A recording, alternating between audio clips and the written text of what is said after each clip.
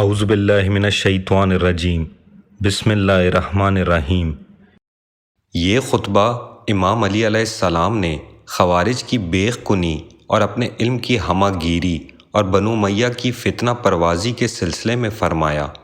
اے لوگوں، میں نے فتنہ و شر کی آنکھیں پھوڑ ڈالی ہیں، اور جب اس کی تاریکیاں موجوں کی طرح تہو بالا ہو رہی تھی اور دیوانے کتوں کی طرح اس کی دیوانگی زوروں پر تھی، تو میرے علاوہ کسی ایک میں جرأت نہ تھی کہ وہ اس کی طرف بڑھتا۔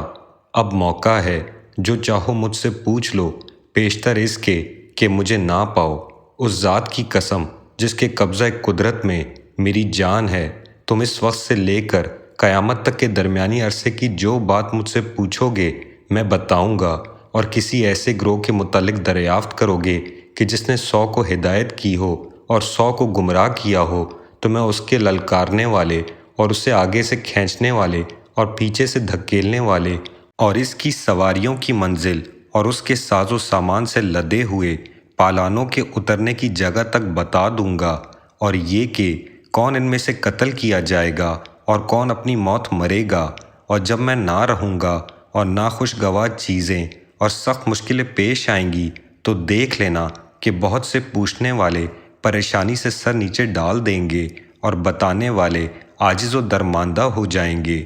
یہ اس وقت ہوگا کہ جب تم پر لڑائیاں زور سے ٹوٹ پڑیں گی اور اس کی سختیاں نمایاں ہو جائیں گی، اور دنیا اس طرح تم پر تنگ ہو جائے گی کہ مصیبتوں کے دنوں کو تم یہ سمجھنے لگو گے کہ وہ بڑھتے ہی جا رہے ہیں، یہاں تک کہ خداوند عالم تمہارے باقی ماندہ لوگوں کو فتح و کامرانی دے گا۔ فتنوں کی یہ صورت ہوتی ہے کہ جب وہ آتے ہیں تو اس طرح اندھیرے میں ڈال دیتے ہیں کہ حق و باطل کا امتیاز نہیں ہوتا، اور پلٹتے ہیں تو ہوشیار کر کے جاتے ہیں۔ جب آتے ہیں تو شناخت نہیں ہوتی، پیچھے ہٹتے ہیں تو پہچانے جاتے ہیں۔ وہ ہواؤں کی طرح چکر لگاتے ہیں، کسی شہر کو اپنی زد پر رکھ لیتے ہیں اور کوئی ان سے رہ جاتا ہے۔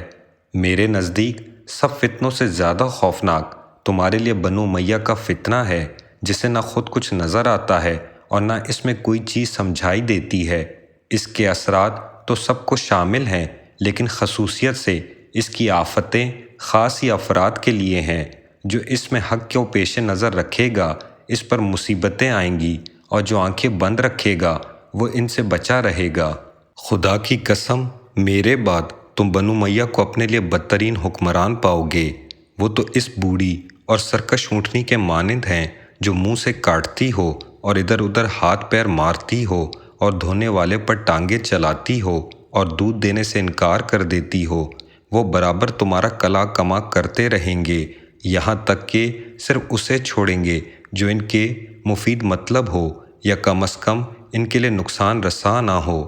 اور ان کی مصیبت اس طرح گھیرے رہے گی کہ ان سے داد خوئی ایسی ہی مشکل ہو جائے گی جیسے غلام کے لیے اپنے آقا سے اور مرید کی اپنے پیر سے۔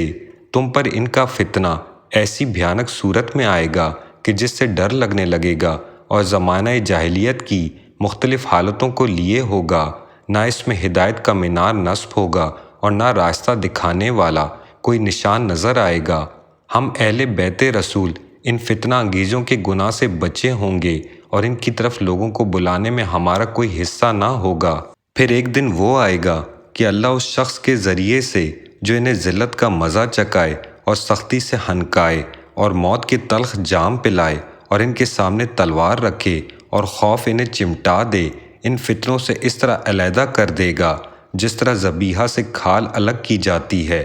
اس وقت قریش دنیا و ما فیہا کے بدلے میں یہ چاہیں گے کہ وہ مجھے یعنی علی ابن ابی طالب کو صرف اتنی دیر کہ جتنی اونٹ کے ذبح ہونے میں لگتی ہے کہیں ایک دفعہ دیکھ لیں، تاکہ میں اس چیز کو قبول کر لوں کہ جس کا آج کچھ حصہ بھی طلب کرنے کے باوجود دینے کے لیے تیار نہیں ہوتے۔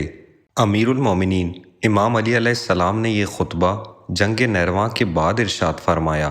اس میں فتنہ سے مراد وہ جنگیں ہیں جو بصرہ، صفین اور نیرواں میں لڑی گئیں، چونکہ ان کی نوعیت پیغمبر اکرم صلی اللہ علیہ وآلہ وسلم کی جنگوں سے جدا گانا تھی، کیونکہ وہاں مد مقابل کفار ہوتے تھے، اور یہاں مقابلہ ان لوگوں سے تھا جو چہرے پر اسلام کی نقاب ڈالے ہوئے تھے، اس لیے لوگ اہل قبلہ سے جنگ کرنے کے لیے تردد کا شکار تھے اور یہ کہتے تھے کہ جو لوگ اذانیں دیتے ہیں، نمازیں پڑھتے ہیں، ان سے قتال کیسا؟ چنانچہ خزیمہ ابن ثابت انصاری جیسے بزرگ اس وقت تک صفین میں شریک جنگ نہیں ہوئے جب تک حضرت عمار یاسر کی شہادت نے شامیوں کا گروہ باغی ہونا ثابت نہ کر دیا۔ یوں ہی بصرہ میں ام المومنین بی بی عائشہ کے ہمراہ عشرہ مبشرہ میں شمار ہونے والے طلحہ و زبیر جیسے صحابہ کی موجودگی اور نیرواں میں خوارج کی پیشانیوں کے گھڈے اور ان کی نمازیں اور عبادتیں ذہنوں میں خلفشار پیدا کیے ہوئے تھی۔ اندھیری حالات ان کے سامنے شمشیر بکف کھڑے ہونے کی جرت وہی کر سکتا تھا جو ان کے مکنون قلب سے واقف اور ان کے ایمان کی حقیقت سے آشنا ہو، اور یہ امیر المومنین امام علی علیہ السلام ہی کی بصیرت خاص اور ایمانی جرت کا کام تھا کہ ان کے مقابلے میں اٹھ کھڑے ہوئے اور پیغمبر اکرم صلی اللہ علیہ وآلہ وسلم کے اس ارشاد کی تصدیق فرما دی: اے علی، تم میرے بعد بیعت توڑنے والوں یعنی اصحاب جمل، ظلم ڈھانے والوں یعنی اہل شام اور دین سے بے راہ ہو جانے والوں یعنی خوارج سے جنگ کرو گے۔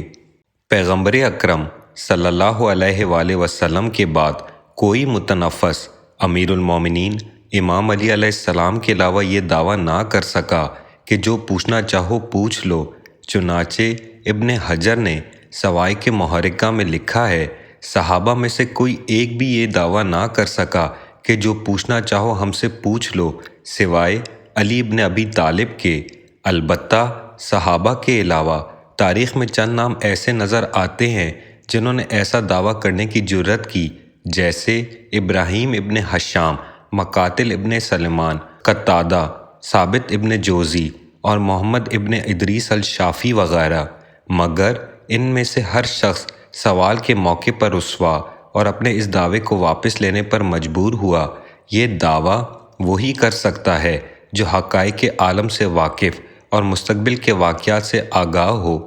چنانچہ امیر المومنین امام علی علیہ السلام ہی وہ ورکشائے علوم نبوت تھے جو کسی موقع پر کسی سوال کے جواب سے عاجز ہوتے ہوئے نظر نہیں آتے، یہاں تک کہ حضرت عمر کو بھی یہ کہنا پڑتا تھا کہ میں اس مشکل سے اللہ کی پناہ مانگتا ہوں جس کے حل کرنے کے لیے امیر المومنین علیہ السلام نہ ہوں۔